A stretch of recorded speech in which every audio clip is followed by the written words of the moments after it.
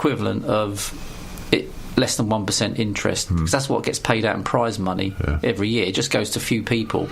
So what we try to do is encourage clients to reduce their holdings in premium bonds, because it's not going to happen really. We did have one client recently, actually, funnily enough, who did win on the lottery, but not the national lottery itself. They won.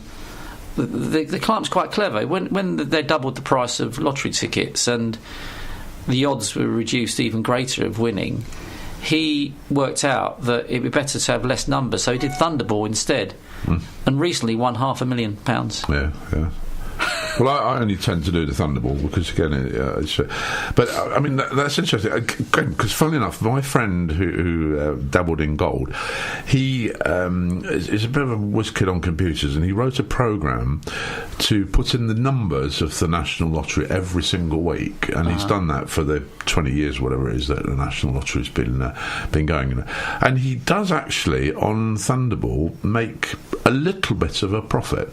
It's only a very small profit, because he'll keep winning tenner and all this sort of thing. Some people are full-time at something, like, for example, share traders, professional gamblers. That some people do make a profit, but they know what they're doing, and they spend... You've got to have three things, really, to be good at doing your own investing. Starting with luck.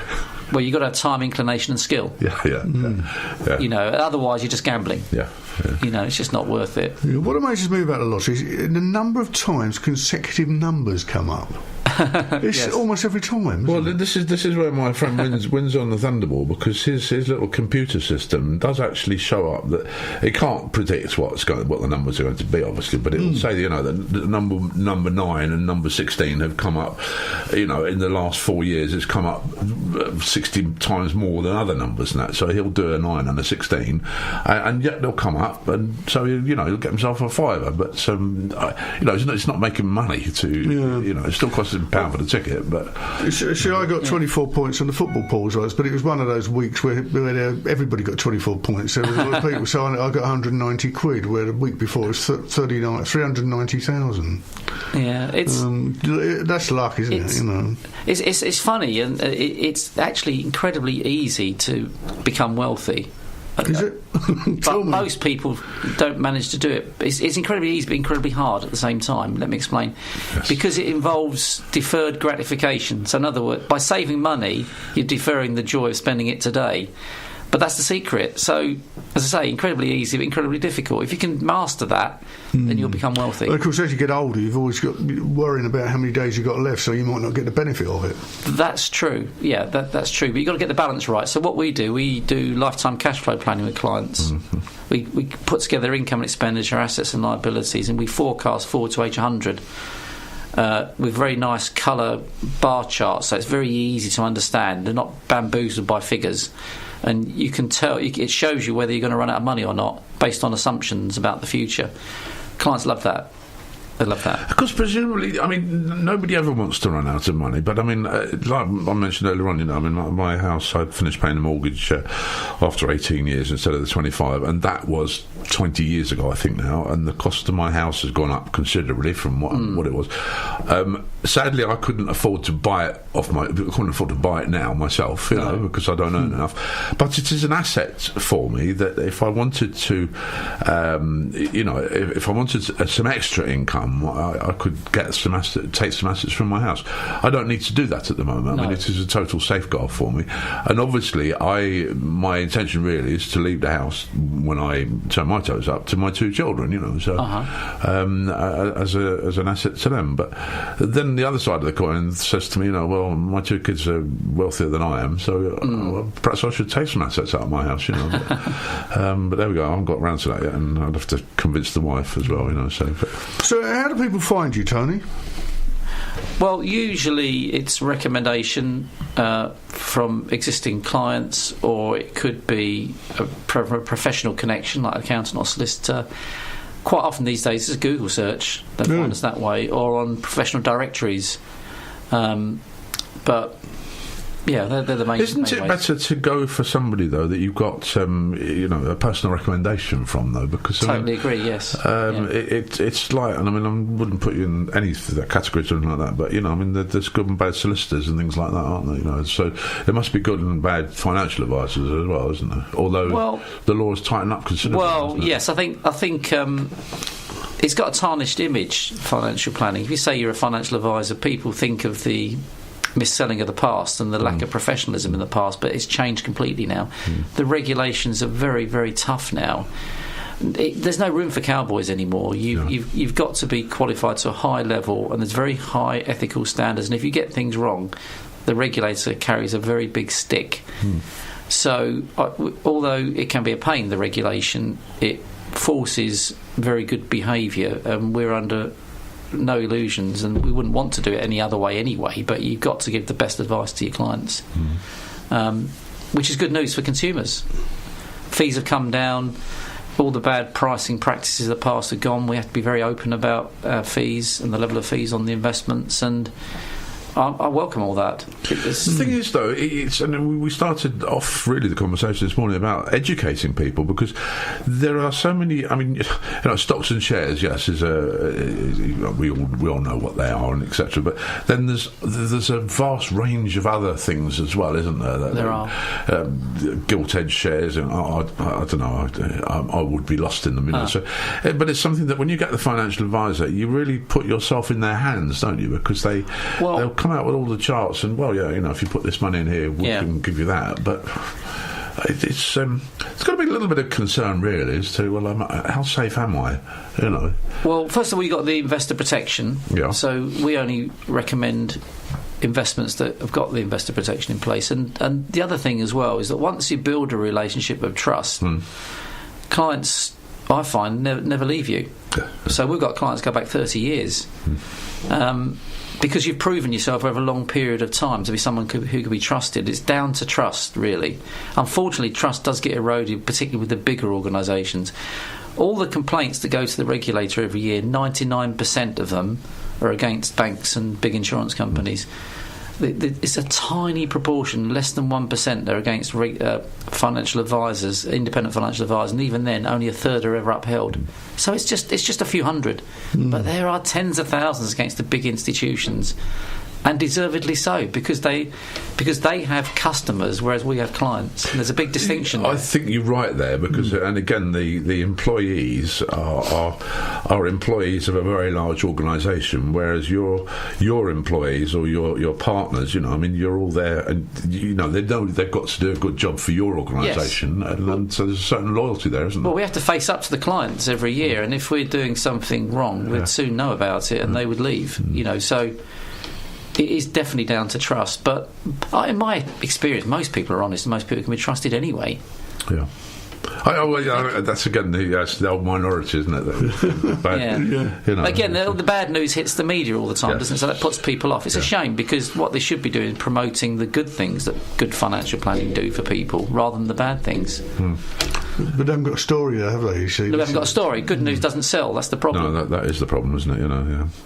Well, we need more radio shows like yours, don't we? Well, Tony, thank you. The positive. In fact, we'd like to say, if you'd like to make this a regular spot, once a month or once every... More than happy to. Once every couple of months, come along, now you know where we are, etc., because it's a funny place to find. But and to chat about the finances, because again, I think that it is important that we get, a message out to people, especially as... there are some people who have been in employment who have... through circumstance more than anything. I'm thinking of my son, for instance, who is now 48 years of age, but he did 25 years in the army, came out with a pretty good gratuity and a pretty good pension as well, and therefore, he's got another job now, obviously, and he's got hopefully another 25 years or so of working life, which will accrue another pension for him. So he can probably put himself in a situation where, if he does a little bit of proper financial planning, retire at 55 or 60, rather than have to wait till the longer term. But again, that was I did some time in the army as well, and came out, but my army pension is in fact buying my car. It buys my car every 2 years, because and I've never touched it, because it's see, I've got no pension, because when my business didn't go to the wall, but it was going that way because of technology and whatever, and change of circumstances, I had to cancel all my investments, and so I got nothing. I lost it all. That's where it is difficult. Cause I mean, it's hard when you're self-employed, particularly, I think, as well. Which is absolutely. But I mean, and again, being British doesn't help, because the British pensioner, gets next to nothing in comparison to Germany and France and that, the Scandinavian countries, which is. I mean, I was most intrigued when I got my pension forecast prior to being 65, because it actually quite amused me, because this very long piece of foolscap paper said, because of my employment between this year and that year, and I would get 9p a month, and then another bit was this bit of employment, I would get £32, and it was all broken down like that, and I mean, I only really had 4 jobs in my life, 4 main jobs, so but and again, it was, but you couldn't live on a state pension. No, I couldn't. No.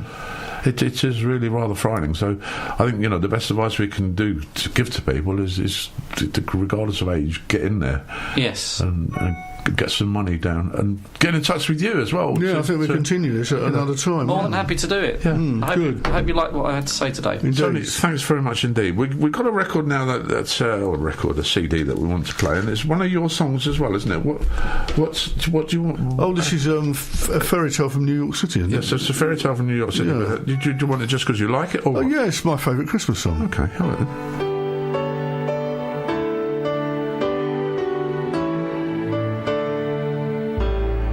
Christmas Eve, babe, in the drunk tank, an old man said to me, won't see another one. And then he sang a song, the rare old mountain tune. I turned my face away and dreamed about you. Got on a lucky one, came in 18 to 1. I've got a feeling this year's for me and you. So happy Christmas, I love you, baby. I can see a better time when all our dreams come true.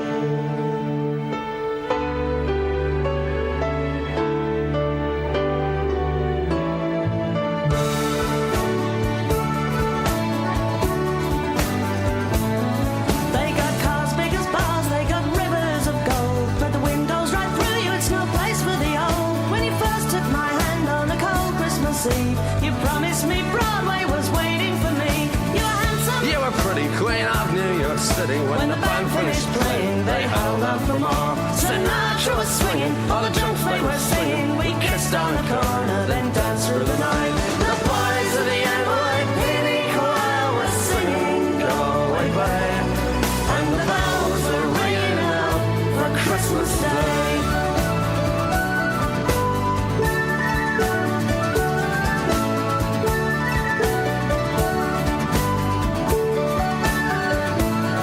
You're a bum, you're a punk, You're an old slut and junk lying there almost dead on a drip in that bed. you scumbag, you maggot, you cheap, lousy faggot. Happy Christmas, you're ours, I pray God it's our love. The boys of the NYPD choir still singing, go away, babe. And the bells are ringing out for Christmas Day.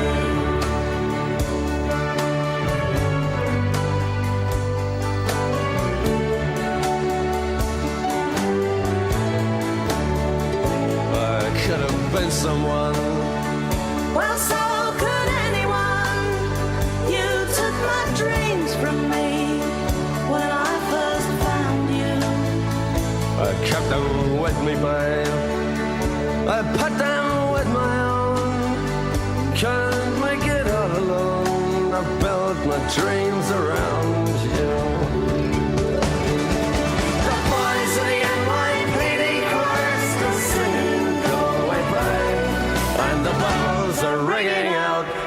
Christmas Day.